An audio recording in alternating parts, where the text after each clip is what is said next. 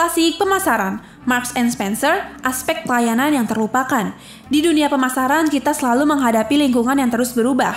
Bila perusahaan ingin terus berkembang, berbagai perusahaan harus terus diamati. Tak tertutup kemungkinan melakukan penyesuaian strategi dan taktik dengan pendekatan yang sesuai dengan perubahan itu.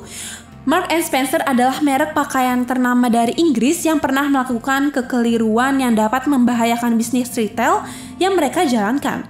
Kisah perusahaan ini bermula saat seorang pemuda bernama Michael Marks mengadu nasib ke Leeds pada tahun 1859. Setiba di kota ini, Michael yang berasal dari Rusia bekerja di perusahaan penampung pekerja imigran. Di perusahaan inilah ia pertama kali berkenalan dengan dunia retail dan distribusi. Setelah memperoleh cukup pengalaman, Michael memutuskan memulai bisnis sendiri. Pada tahun 1884, Michael mencoba membuka stand kecil-kecilan di salah satu pasar lokal di Leeds. Di toko kecilnya ini, Michael memberlakukan kebijakan penerapan satu harga untuk semua barang, yaitu 1 penny. Setelah beberapa lama, toko kecilnya mendapat respon baik dari masyarakat sekitar. Michael pun berupaya mengembangkan usaha yang dirintisnya ini. Namun, Michael sadar ia membutuhkan modal yang lebih besar agar dapat melakukan ekspansi dengan baik. Selain itu, ia merasa membutuhkan rekan yang dapat diajak berdiskusi terkait dengan pengelolaan usaha. Michael merasa menemukan sosok yang tepat dalam diri Tom Spencer. Mereka pun menjadi mitra pada tahun 1851 dengan pola kerjasama sebagai rekan kerja yang setara. Tom menyuntikkan dana sebesar 300 pound sterling dan mendapat kepemilikan setengah perusahaan. Secara bertahap, perusahaan melakukan ekspansi tapi tetap memakai konsep lama dengan membuka stand di pasar lokal. Secara geografis, perusahaan melakukan ekspansi ke beberapa kota seperti Warrington, Boston, Birmingham, dan London. Seiring perkembangan bisnis, pada tahun 1903, perusahaan bertransformasi untuk menjadi perusahaan terbatas. Sayangnya, tak lama setelahnya, kedua pendiri perusahaan ini meninggal dunia, dan Tom meninggal pada tahun 1905 dan Michael pada tahun 1907. Kepemimpinan perusahaan dilanjutkan oleh Michael Chapman sebagai pemimpin perusahaan, sementara anak Michael yang bernama Simon Marks berperan sebagai komisaris. Pada masa inilah perusahaan mengalami perkembangan pesat hingga mendominasi industri.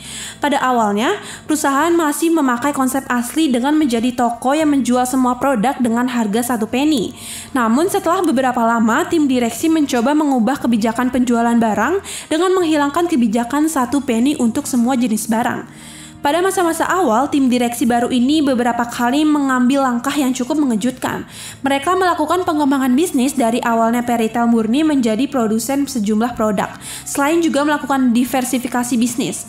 Pada tahun 1920, mereka membeli perusahaan manufaktur. Tahun 1931, mereka mendirikan departemen yang menjual makanan. Lebih jauh lagi, pada tahun 1973, mereka membuka toko di Paris dan Brussels.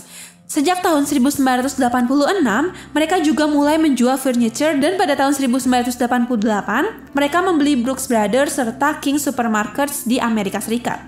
Perkembangan itu terus berlanjut dengan membuka beberapa toko di wilayah Timur Tengah. Walaupun semuanya terlihat baik, sebenarnya perusahaan sedang menghadapi permasalahan besar terkait core business perusahaan. Pada tahun 1998, penghasilan Marks & Spencer jatuh bebas. Permasalahan terbesar ada pada bisnis retail secara keseluruhan. Pihak manajemen juga sadar bahwa popularitas perusahaan di mata konsumen semakin menurun. Setelah ditelusuri, ternyata hal ini merupakan imbas dari perubahan yang terjadi pada awal 1990-an. Pada tahun 1988, Richard Greenberry menjadi pimpinan perusahaan. Untuk meningkatkan efisiensi, ia mengurangi tenaga pelayanan di semua toko Marks & Spencer. Awalnya, langkah taktis ini berjalan dengan baik, terlihat dari besarnya penghematan biaya selama beberapa tahun setelah kebijakan diterapkan. Namun, ternyata hal ini tidak bertahan lama. Pada sekitar tahun 1995, ekspektasi konsumen retail pakaian semakin meningkat. Kompetitor perusahaan menyadari hal ini dan berusaha meningkatkan pelayanan konsumen dengan menambah tenaga pelayanan di toko-toko. Tentu saja dengan tenaga yang terbatas, Marks & Spencer tidak dapat memberikan pelayanan sebaik yang dilakukan kompetitor. Sayangnya saat itu Marks & Spencer tidak menyadari inti masalah yang dihadapi sehingga mereka tidak melakukan hal-hal yang semestinya dilakukan, seperti penambahan dan pelatihan tenaga pelayanan toko. Perlahan konsumen pun mulai beralih ke pesaing yang pada gilirannya mempengaruhi tingkat penjualan dan perusahaan. Permasalahan yang dihadapi Marks & Spencer adalah permasalahan klasik. yaitu perusahaan menggunakan pendekatan top-down. Tim manajemen tidak melihat apa yang dilihat oleh tenaga pelayan toko atau frontliner.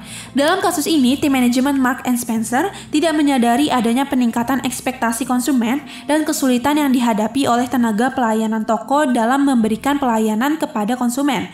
Para tenaga penjual juga segan menyampaikan permasalahan kepada tim manajemen karena beberapa waktu sebelumnya, perusahaan sempat mengurangi sejumlah tenaga pelayanan dengan alasan peningkatan efisiensi.